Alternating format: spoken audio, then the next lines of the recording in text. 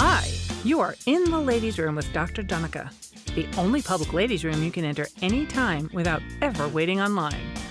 I'm your host, Dr. Donica Moore.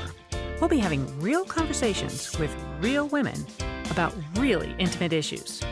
They may be embarrassing, sad, or funny, but they will always be interesting and informative. You know, like the best conversations you've had in ladies' rooms with your best friends, or total strangers and a physician. Please join us.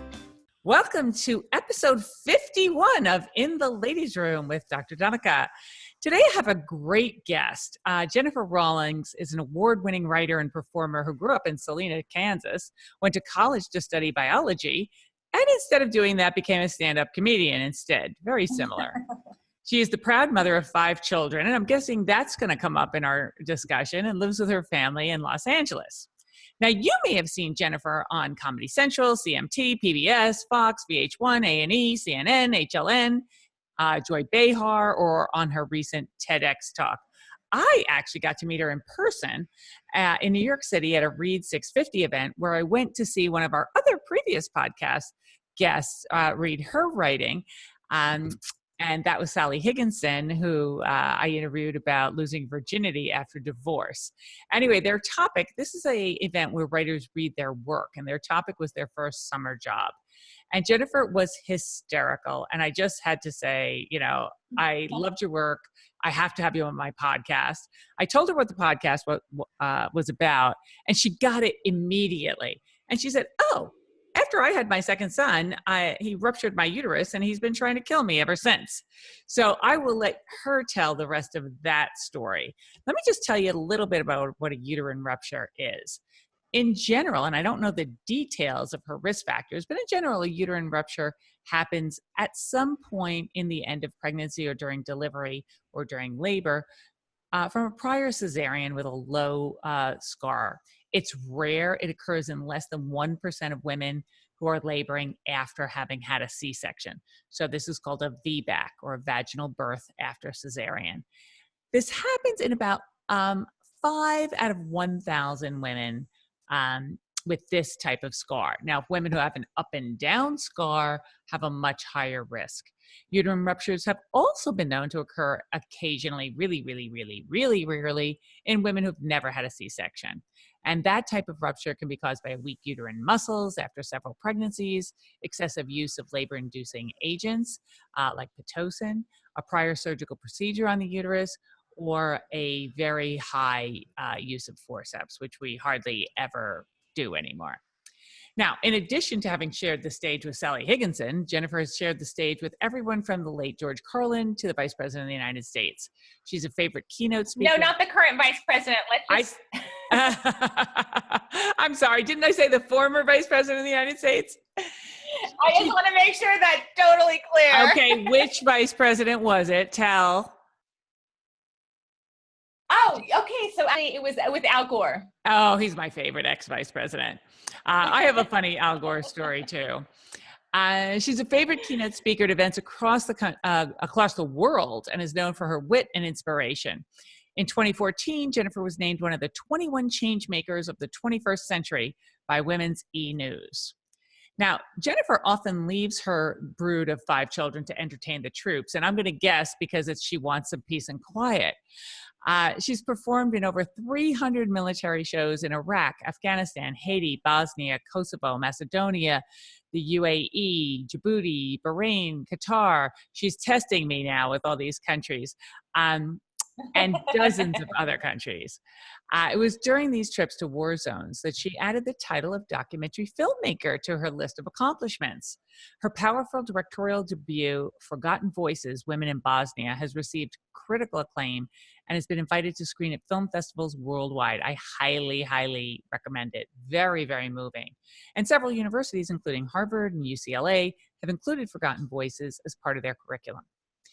Rawlings has written numerous essays and magazine articles for national publications, including the New York Times, the Reader's Digest, and Hybrid Mom. She's written television specials and after-dinner speeches for prominent world leaders. She's also a featured writer in the book, I Killed: Road Stories from America's Top Comedians, currently available in paperback. in addition to what she says, cooking, cleaning, pleading with her kids to do homework, nagging her husband, and telling jokes at theaters and comedy clubs around the globe, she is in her spare time finishing a new book and touring her critically acclaimed solo show, I Only Smoke in War Zones. Jennifer, without further ado, welcome to the ladies' room. So with all that performing, is this the first time you've ever spoken out in a ladies' room? Can you hear me? And, you know what? I love speaking out in the ladies' room, and I'm so excited to be here. Thanks for having me. You know, I like to like corner people in the ladies' room to tell them what I really think is going on. You know. So tell us, what is really going on? Oh, golly. You mean today in the world or globally? What's really going on is that this is so great that you're doing this. Thank you. That you're doing this podcast. Is I think that it's critically important for women around the globe to understand that they're not alone in their troubles or in their successes. And so that's what I think is really great about what you're doing. Notice you have a real variety of people on your show, and oftentimes we can feel, is it only me? Is it only me that feels this way? And am I the only woman in the world who was 27 and had their uterus ruptured? But no, there are others. There are a lot, and we want to hear that story. But I'm so glad you mentioned that this is a global issue, because when I launched this podcast, I was really thinking this was going to be an American thing, and now we're in 32 countries. We have listeners. Wow, congratulations. So yeah, so that's very exciting. And you have gone to the ladies' room in probably more than 32 countries. So what I want to know, and I ask all of our guests this question, but you have probably used more ladies' rooms in more countries than any one of my previous guests. So what is your most interesting, memorable, exciting, or weird story that ever happened to you in a ladies' room anywhere? Okay, well, probably most exciting, and by that I mean most terrifying, had to be when I was in Baghdad, Iraq. And the ladies' room was a porta potty, and there was no toilet paper or anything. So thank goodness I had napkins in my pocket from the chow hall. But as I was using the bathroom and reading through graffiti in the wall, like, you know, things like, I slept with your sister. And then it said, you spelled it wrong, dumbass, with only one L. As I was there using the napkins from the chow hall, rockets started going off. And I couldn't decide because there were mortars landing on the base as I was in the porta potty.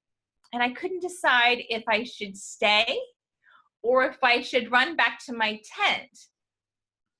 I opted to run back to my tent because I decided that I really didn't want to be stuck in a porta potty, that nobody was going to come search for me there. So I went back to my tent. And clearly you made it safely.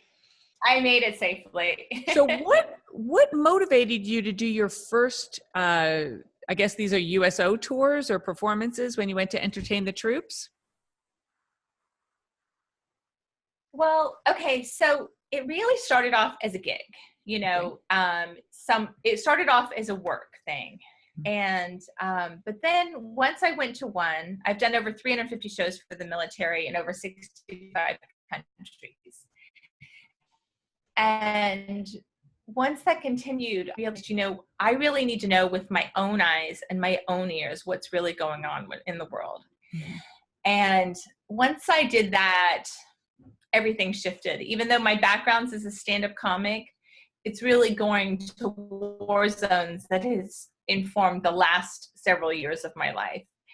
Because you realize that, you know, long after the bullet is fired, that the world continues to suffer.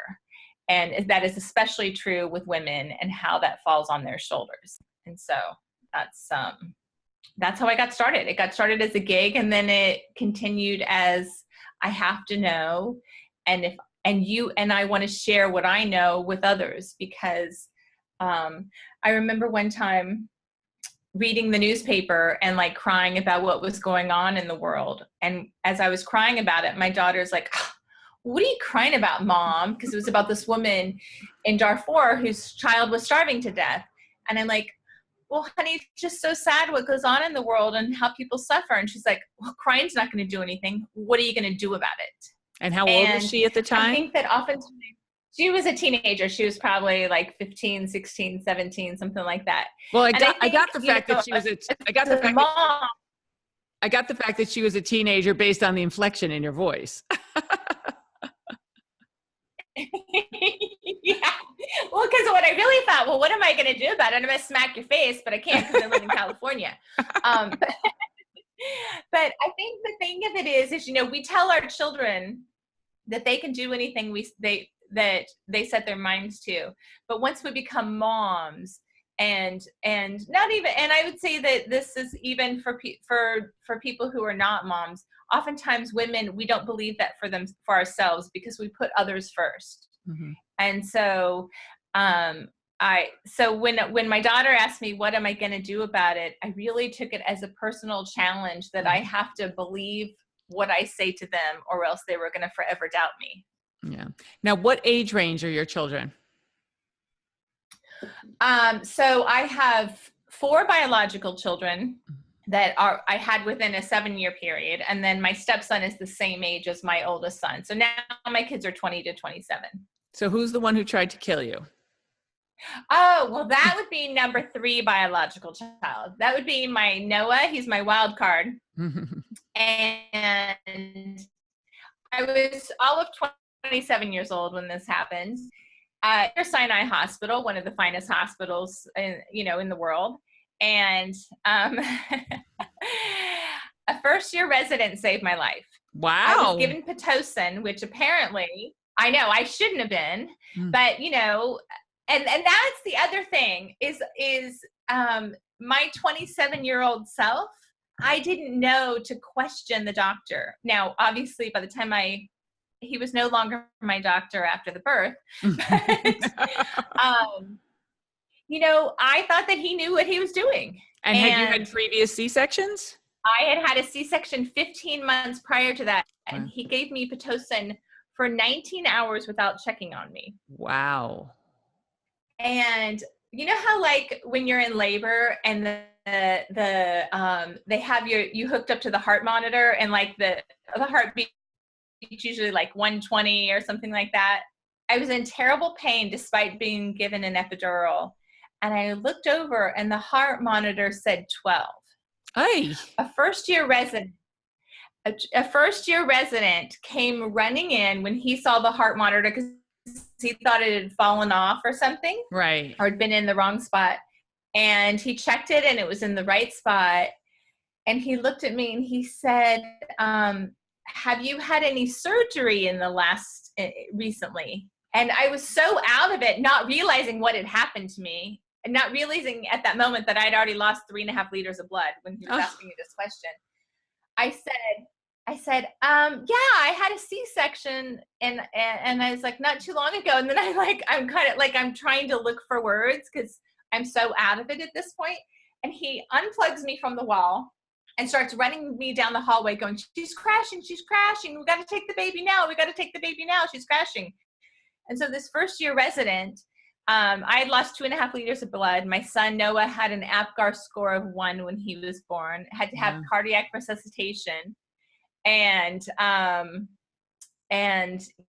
was purple and blue.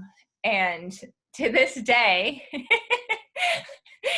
Noah's still trying to take me out. And does he have any residual effects from this? Is he any? Noah is okay. I don't know if can I say ass? Yes. I don't know if being a pain in the ass is a residual effect. No, Noah is highly gifted. He's very smart. He does have, is on the spectrum with, ADD, all that kind of stuff. But no, I mean, he's incredibly bright and really difficult. And Yeah. And And we're so, not worried that he's but I gonna be didn't, listening to this. oh no, he knows he's really difficult. Does he take pride in it? Does he take pride in it? Sadly, I think he does. So he's actually really smart. He had his first startup funded when he was 18 years old. So Wow. he's quite brilliant. But you know, that's I think that a lot of times as a patient, we go along with what the doctor says, and I never do that now. I ask questions, and I don't think you should. And thank God for residents. I mean, that first year resident, his name was Mark Cook, and I've actually I looked for him a couple years ago, and I think I sent him an email, but I never heard back from him. All right, Mark, if you're listening, get in touch, because we have Mark never had a guest say thank God for residents on this show. And I honestly don't think I have ever, in all my years of being a doctor, ever heard somebody say that. So that is wonderful, because residents really do work so hard, and they are so diligent, and they are really the ones who are minding the store. Yeah, and I mean, so so my drama didn't end there. Okay, so my drama it continued. So after the 6-week checkup to take my stitches out. Now, mind you, since I had lost 3.5 liters of blood, I'm so weak. This is coffee I'm drinking.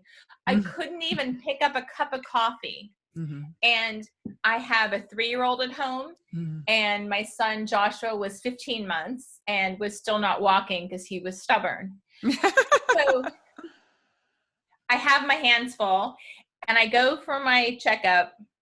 And I say to the doctor, okay, well, so what kind of birth control are we going to do here? Because obviously we need some birth control. Head, that I'm not going to have any more children. And he looks at me and he says, now I told you I'm a biological mother of 4, right? Yeah, I'm waiting to get to that part of the story. So he looks at me after almost dying with my 3rd child, and he said, oh, you're not going to be able to have kids. You're not going to be able to get pregnant. So don't worry. You won't be able to get pregnant now. This is the same doctor? So this was the same doctor. So I'm thinking, okay, so now I decide that down the road, I'm going to switch doctors, but I have to have him take my stitches out because the insurance has already paid him to take my stitches out. So I'm like, okay. 3 years later, I wind up pregnant with my youngest, Elijah, and I go to a new doctor. And as I tell the new doctor this story, they start crying. Oh. And they said, well, I need to get those medical records from your doctor. And they try and get them. Of course, they're lost. So then we have to go to the hospital to get them. And doctors never say this. I know this because my father was an attorney. This doctor actually said to me, he said the person's name. He said, so are you suing so-and-so? And this is 3 years after the fact. And I said, no. I said, I was so happy to have Noah alive that I missed the statute of limitations. and so anyways, this is probably way more than you wanted. So then No, in the ladies' room, we share everything. So then I continue with my pregnancy, and he says, okay, well, you need to go see this perinatologist. So I go see this perinatologist who's like this, I think they're very high. For your listeners who don't know what a perinatologist, I'm not a doctor, but I'm going to tell you. A perinatologist is an expensive, high-risk person. Okay, that's all I know. So now Donica will tell you the real term. That's pretty accurate. So a perinatologist is somebody who specializes in all areas around the immediacy of the birth, immediately before and immediately after. And so they were probably trying to figure out what was your uterus going to be able to bear. And I assume they told you needed a C-section. Well, okay. So actually it gets even more dramatic. So what happens is, so I go see this new perinatologist, and at 20 weeks, which is halfway through my pregnancy, I'm having contractions. So first I go see my OB gynecologist, and then they said, you have to go immediately to go see the perinatologist. Now, for those of you who have been to Los Angeles, parking is a real nightmare. So I'm in Beverly Hills, and I have all these young kids at the time, and I'm looking to park my big Suburban on the street. I park my Suburban on the street, and I'm like, oh, well, as long as I move in an hour, I won't get towed. So I go in to see the perinatologist, and he does a level 2 ultrasound on it. And he looks at me, and he said, well, he's in the North Tower of Cedars-Sinai. There's 4 towers at Cedars. He said, I've been doing this for 30 years, and in 30 years and 500 deliveries we do a month at Cedars, I've never seen a healthy delivery that was preceded by a ruptured uterus.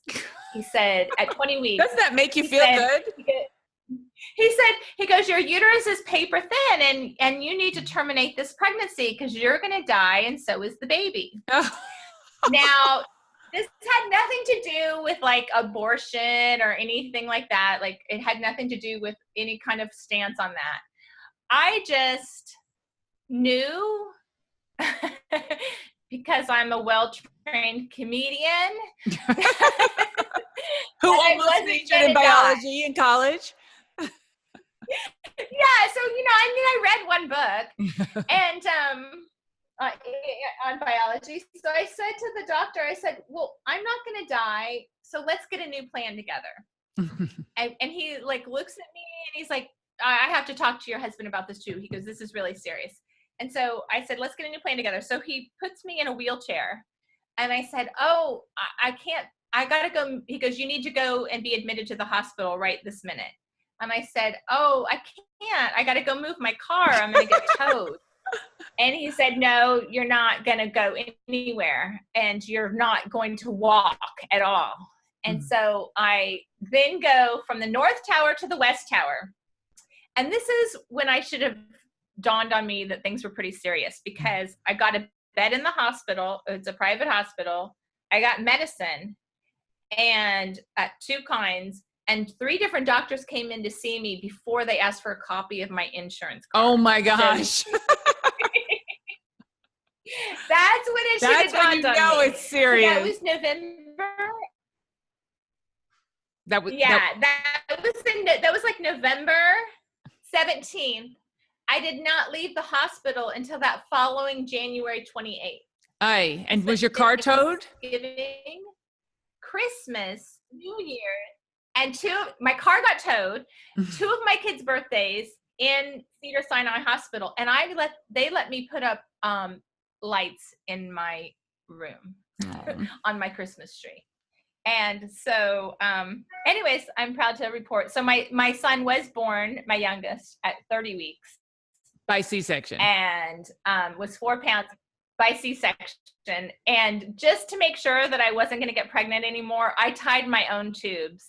And I'm pretty sure we're set. I'm surprised they didn't take your uterus out, which is often what we do.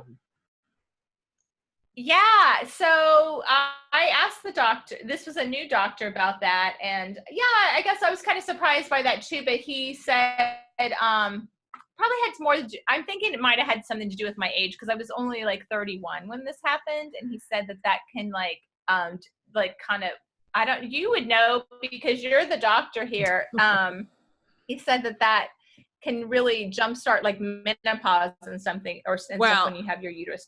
That's only if they take your ovaries out as well. So nobody would take your ovaries out prophylactically at age 31 unless you had the gene for breast cancer, which we've talked about on this program before.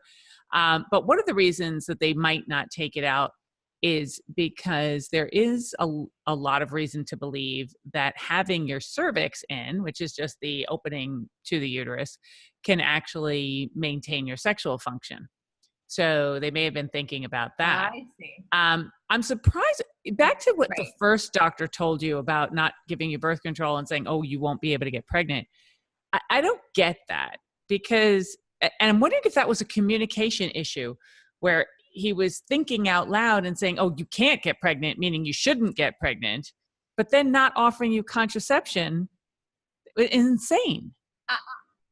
I think that, first of all, I mean, there's a lot of things that, like, now that I have the hindsight, there's a lot. First of all, he was pretty dismissive of me because I think he did realize that, like, he was nowhere to be found. He didn't even come check on me in that 19 hours. And I think he just kind of, so I think there was, not only was there probably a communication issue, there was also like, get out of my office. Unbelievable. issue. Unbelievable. So, and this is pre-internet, so it's not like I could Google like all the things that could go wrong. Well, and quite honestly, even as a physician, when I'm the patient, I trust my physicians to know what they're doing.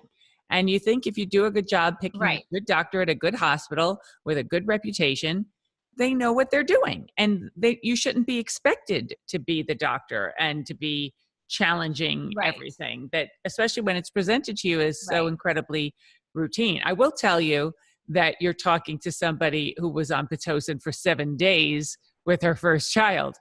So now I hadn't had a C-section before that. I did not do that with my second child, however. The second child, I had a nice, easy, planned C-section. Dr. Smith, your 9 o'clock is here. That kind of birth. But the first child, I did Pitocin for 7 days because I was bound and determined to keep him in me as long as possible and give birth naturally. So that goes to show you, even doctors can be really stupid about their own decision. And then at the end of the 7th day, I said, okay, even God rested on the 7th day, and it was Labor Day. And I said, okay, we're having our C-section now, if you would care to join us. And it turns out my son had the umbilical cord double wrapped around his neck. So that's why he wasn't coming down. So I know that feeling about, I was under general anesthesia. So my then husband videoed the birth. And a week later, when I was sitting there holding this healthy baby, I was watching the video of the birth and I see this blue baby come out of me. And that was horrifying. I don't think I breathed until the end of the video, even though I knew how it ended. So, and he's almost 25 now, so we're good. So now I stopped worrying about it. Yeah, I mean, I really envy people. Like, I have this friend she's like so perfect. Like whenever she comes to visit, she like refolds my towels to like right angles and stuff. Wow. When is she coming to my house? She had her son. I know. And when I'm gone, she like loves to organize my closet. Wow. And she had her son at home. And of course, because of what happened to me, I'm like, don't have a baby at home. You never know what's going to happen. She got up after her son was born, took a shower, and washed her sheet. And I'm like, that's just insane, because I never had like a normal delivery. Even my daughter Courtney, I delivered her vaginally. She broke my tailbone. Whoa. And so I'm 24, almost 25 when I have her. I don't realize until like, she was first, and she was 8'14". Wow. And 8 pounds, 14 ounces. And she's still busting my ass. And then my son Joshua was born upside down and backwards. So he was breached. So that's why I had to have the C-section on the second one. Noah almost killed me. And Elijah, my baby, he was in that I was in an antepartum ward for 2.5 months before he was born. And so, I mean, a ward, there's 4 rooms and everybody has you have your own room, but he's always been sweet and cuddly. And so they all reflect the way they were born. Well, that is quite a war story. And now we know why you're attracted to war zones, because you have kind of been through the. Well, if I only had one child, I wouldn't be so motivated to go to war zones. But when you have four, you're kind of like, let's go on the road here. Yeah, let's get out of here. I actually love to tell the story about for a year, I had a wonderful nanny who had been in the Army for 5 years before working for me. Wow. She was in the military police. And this woman was amazing. And she taught me a lot about discipline. People think of military discipline as so tough, but the thing about military discipline is it's just not negotiable. It's all about the clock. Right. It's all about the time. So she taught me this great thing about, I didn't have to argue with my kids. It's time. It's breakfast time, or it's snack time, or it's nap time. And it's just all about what time it is. Right. So I thought that was awesome. But anyway, after working for me for a year, she re-upped for another 5-year term with the Army, because it was easier after than being a nanny for 2 little kids. That's so funny. So I thought I think one child is actually the hardest, because when you have one child, you're like thinking about their needs every second. And then when you have 2, that's impossible. So then you realize, oh my God, I really wish I could have enjoyed when I just had one child, because now that I have 2, I realize that I have to pay attention to them every single second and be their sole entertainment. And then when you had your 3rd one, you're like, I wish I could remember the 2nd one. Well, I mean, my youngest, I mean, I never, with my first one, I sent out birth announcements. Mm-hmm. She was like riding her bike. She could tie her shoes.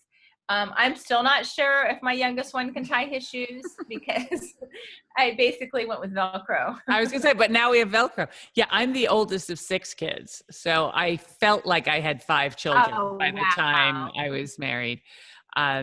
So I felt like I knew what it was all about, and I was totally wrong. Absolutely, totally wrong. But we had one of our guests actually was the youngest of 18 children. So, and that's not what we talked about. But I thought that was pretty extraordinary. I should have said to her, I need to have your mother on. And what 18 children. She was the youngest. And she actually had a incredible story. Wow. She went in to have a hysterectomy, not to have a hysterectomy. She had uterine fibroids. And instead of having a hysterectomy, which is what she should have had, because she was 50 at the time, they tried to remove the individual fibroids because she still wanted to hold out hope for having a child at 50. And then she had unbelievable complications of surgery and wound up losing her leg as a result. So, and then she became, then she became an incredible runner and rower and a incredible athlete. So we've had really some incredible, it's hard to phase us here in the ladies' room. Oh man. Really hard. Wow. So tell us some of your switch stories from your war zone in the obstetrics ward back to your war zone and your trip to talking to the women in the war zone. And it was in Bosnia? Yes. So the film I directed was in Bosnia. Now, in all the places I go, I always go out of my way to talk to the women and stuff. And the reason I decided to do the film in Bosnia was because long before the current culture of I'm trying to find the right delicate word of religion, religious suspicion, oppression.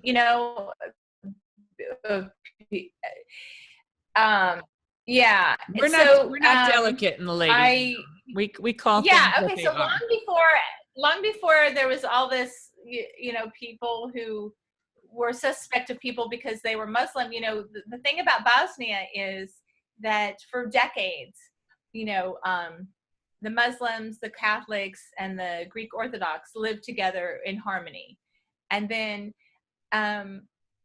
one day, Milosevic basically decided that he was going to create racial tensions. And so I interviewed women from all socioeconomic backgrounds, all religious backgrounds.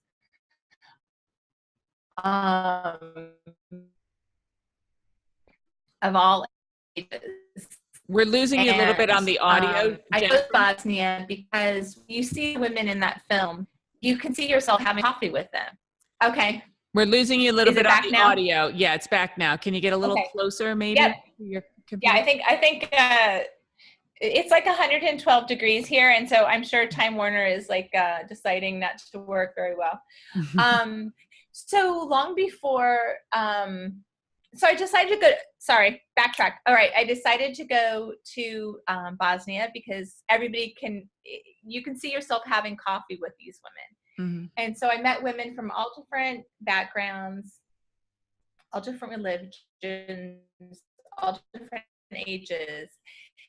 And I realized when I would sit there and interview these women, especially if they had children, I realized we're just two women talking about our kids. We're just two moms here talking. And, they would share with me the most intimate and horrifying stories. One of the women, Nablita, that I met, she had 3 children. Tarek, her son, was the oldest, and Emitus, her son, was the youngest. She had a daughter too. I never met her daughter. And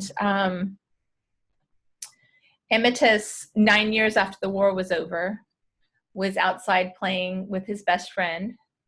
They were playing soccer, something they had done every single day for the 9 years since the war had been over. And a place that on the maps is free and clear of landmines and munitions, but the map was all wrong. And his best friend picked up a grenade that had been sitting on a rock that he had never seen before, because it had been kind of creviced in there.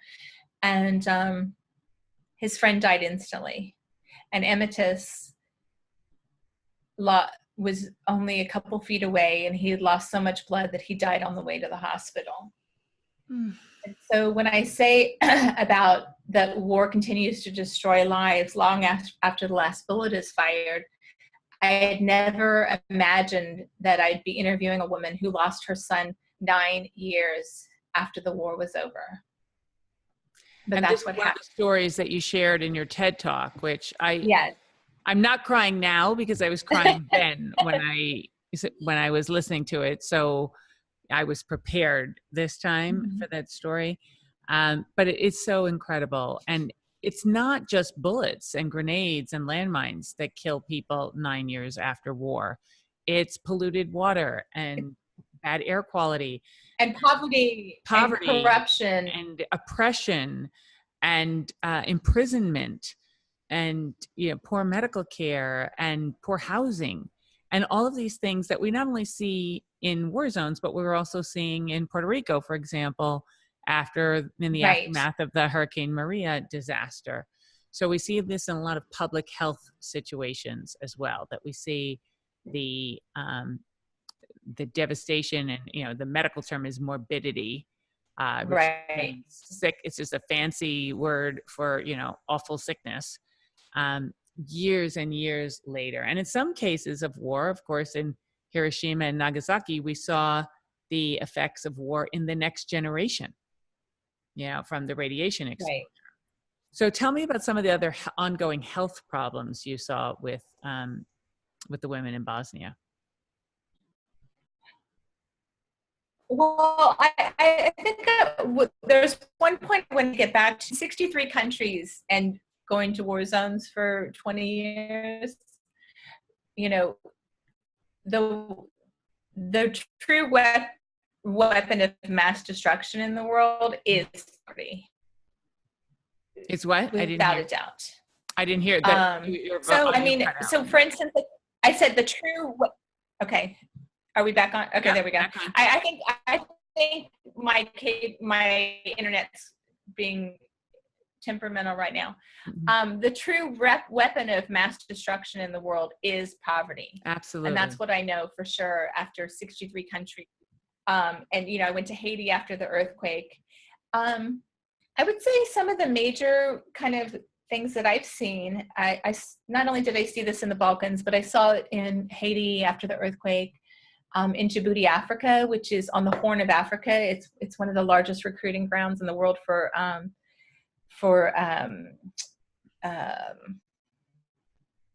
it's a large recruiting ground for terrorists, and that's why we have several tens of thousands of Marines there. What I saw, and to me this is a real crisis because these girls are so young. These families can't eat. They can't. There's no way to like buy groceries. There's no way to pay their bills, and so oftentimes you'll see a girl, 9, 10, 11 years old, who will be prostituting herself for 50 cents. And that 50 cents will buy food for their family. And so you take that part, that's one part of the horror and the tragedy, but the family at the same time would starve to death, so but then how do you protect these young girls, condoms and those kind of things, because the problems are just going to multiply. And I've seen that at almost everywhere I've ever gone. Young girls, some of them trafficked, but many of them not. Many of them living at home, and they have to do this so their family can eat, because there's no work, there's no job, there's nothing to barter. They're stripped of everything. That is horrible, and we don't think about that. I didn't even know we had troops in Djibouti. Yeah, there's so much background noise now that I think so many of us are just not aware of all the issues, because there's so many issues going on that it's hard. There's so many issues, and it just kind of multiplies, and where all this falls down is, and this isn't just in places like Haiti and Puerto Rico. This happens in downtown Los Angeles. I mean, when a family like has to have food, it's, to survive, these things fall on the women, they fall on the children, the little girls. And, to me, that's like just a real crisis.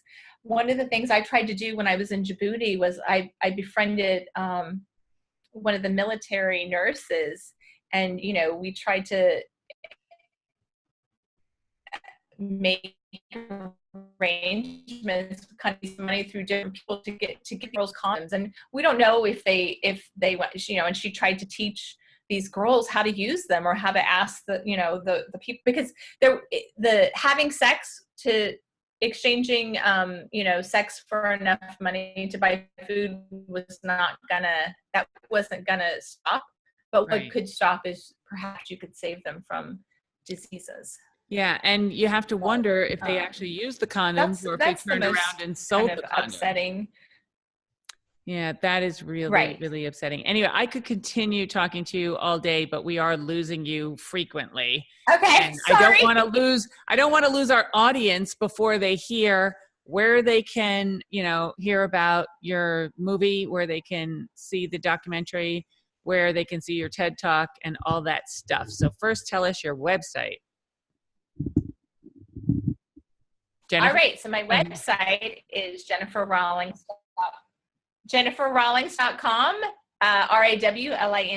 Jennifer with 2 N's. My Twitter handle is Jenn, Jenn, Lou, Lu, Rawlings at Twitter. You can stream Forgotten Voices, Women in Bosnia on Amazon, and you can put in my name and put in Jennifer Rawlings TED, and you can watch my TED Talks. And when can we see I Only Smoke in War Zones, your new show? Did you get that? I got all that. Oh, okay. So to all you women out there and men who are listening, I can come to a theater near you. Oh, great. Yeah. So invite me to come do my show, and I will be there. Awesome. I have all sorts of materials for it. I've done it at the Humor for Peace Festival in Luxembourg.